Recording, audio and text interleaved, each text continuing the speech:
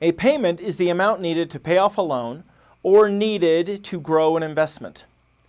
There are three ways to solve for a payment amount: using time value of money tables, using a financial calculator, or using Excel, which is the most common way. This video will show you how to calculate a payment using Excel.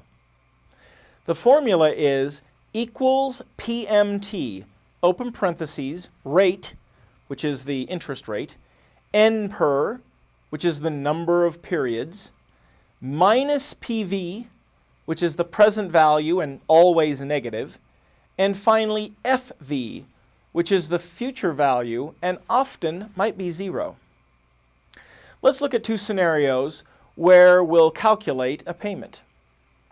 Let's calculate the monthly loan payment to purchase a $15,000 car under the following two conditions.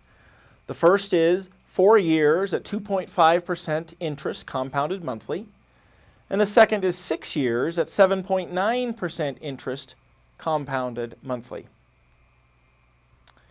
Using the Excel payment formula, I enter equals PMT, open parentheses, 2.5% divided by 12, comma, 4 times 12, comma, minus 15,000, comma, and 0 for the future value, and then close parentheses. This results in a monthly payment of $328.71.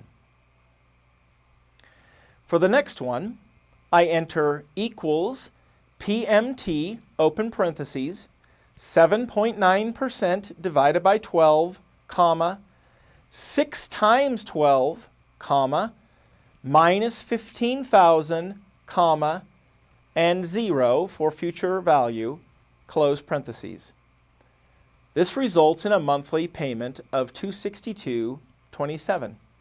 And that's how you use Excel to calculate a payment.